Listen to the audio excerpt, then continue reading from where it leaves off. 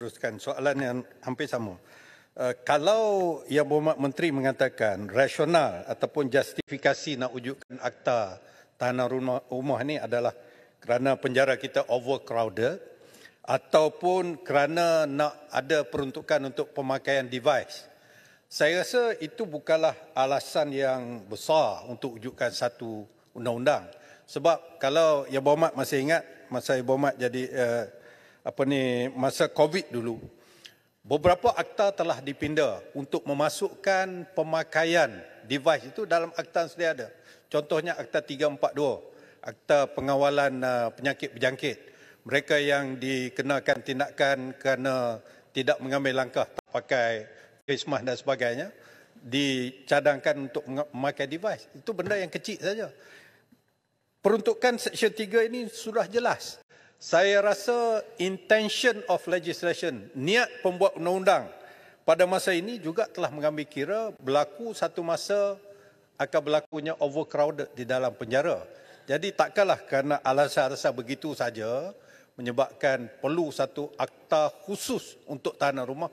Dan saya pun ingin bertanya sebagaimana Bukit Gelugor, adakah isu ini disebabkan oleh dibangkitkan di dalam masyarakat isu addendum yang dikatakan semasa proses pengampunan yang didengar permohonan oleh bekas Perdana Menteri Najib Razak pada 2 hari bulan Februari tahun 2024. Ini saya nak membetulkan fakta. Semalam saya bersama Menteri Undang-Undang. Saya ragu beliau tak nak jawab soalan saya dan dia kata ini perkara ni Menteri KDN kena jawab. Isu addendum ini. Sedangkan dia beritahu dalam dewan ni semalam, dia kata, siapa ya urus dia? Macam dia tak tahu urus dia. Di tangan saya ni dengan jelas kenyataan media bahagian undang-undang Jabatan Perdana Menteri sebagai urus dia kepada lembaga pengampunan. Dia tak tahu dia tu adalah urus dia lembaga pengampunan. Jadi semalam saya tak ada ini, saya balik saya bawa kepada hari ini. Tak apalah benda itu. Jadi dalam hal ini saya nak dapat penjelasan teruslah kerana ini ada kaitan. Benarkah Yang Berhormat wujudnya apa yang dipanggil addendum, satu perintah tambahan di dalam perintah berkaitan dengan keputusan lembaga pengampunan terhadap Datuk Seri Najib Tun Razak, yang mana lembaga pengampunan ini telah memberikan pembebasan awal kepada beliau dan juga pengurangan denda daripada 210 juta kepada 50 juta saja, dan dikatakan ada addendum. Saya telah dibekalkan oleh isu addendum, saya respon terus supaya tak prolong nanti makan masa terlalu panjang. Isunya isu addendum aja, saya jelaskan. Okay. Baik, ya. Okay. Terima kasih Kota Baru. Kota Baru dah ambil 7 minit masa saya. Kota Baru saja. Saya ada 45 minit. Okey ya. Bukit Gelugor dan Kota Baru. Saya nak sebut begini ya. Saya jelaskan tadi. Okey. Hasrat KDN untuk mewujudkan akta ini adalah untuk address isu tahanan reman. Kalau sabitan tak kena lah. Tak termasuk dalam kita punya ni. Okey, melainkan nanti bila kita bentang nanti Yang Berhormat merasakan bahawa yang sabitan pun mesti dipertimbangkan juga. Dan kita buat keputusan masa itu. Buat masa sekarang. Niat kami adalah untuk kategori yang mahkamah perintahkan tahanan reman sementara menunggu tarikh perbicaraan. Jadi termasuklah kalau dia dituduh reman di bawah perkara yang 10 tahun tadi itu. Ya, kalau 10 tahun ni tak layak tu ditimbanglah. Itu menunjukkan tahap seriusnya kesalahan itu. Baik. Kota Baru, cerita tentang addendum itu adalah perkara yang berkait dengan keputusan Pardon Board. Okey, Pardon Board dalam perlembagaan sepenuhnya kuasa di Pertuan Agong lah.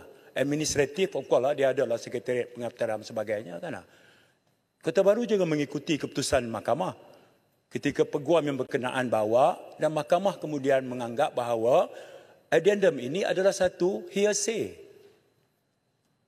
Wah, itu sudah jelas keputusan mahkamah. Jadi kalau dah situ, itu sudah jelas lah. Kita tak patut timbul lagi lah. KDN pun lagi jauh. Kita tidak menggotai Pardon Board. Tak ada. Tak ada langsung. Ya. Jadi, wujud atau tidak, mahkamah kata ketika perkara itu diangkat oleh peguam yang berkenaan, Mahkamah kata cerita ini dapat daripada sipolan, sipolan dengar daripada sipolan, sipolan dapat daripada sipolan. Itu maknanya hearsay. Jadi selesai kat situ lah. Saya tak mau ulas lebih daripada itu. Baik ya. Saya nak teruskan pada perkara kedua Kota Baru. Bagi saya ni sebab saya ada 23 minit. Saya tak mau prolong lebih. Setengah minit.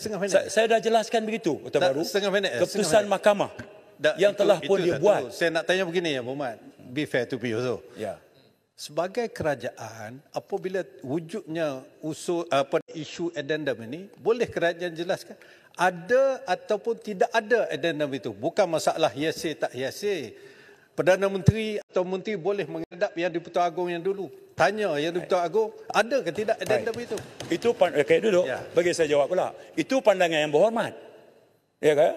Pandangan kita, kalau ada dispute pertikaian antara kerajaan dengan rakyat, antara sipolan-sipolan, institusi mana yang membuat keputusan? Institusi mahkamah lah buat keputusan.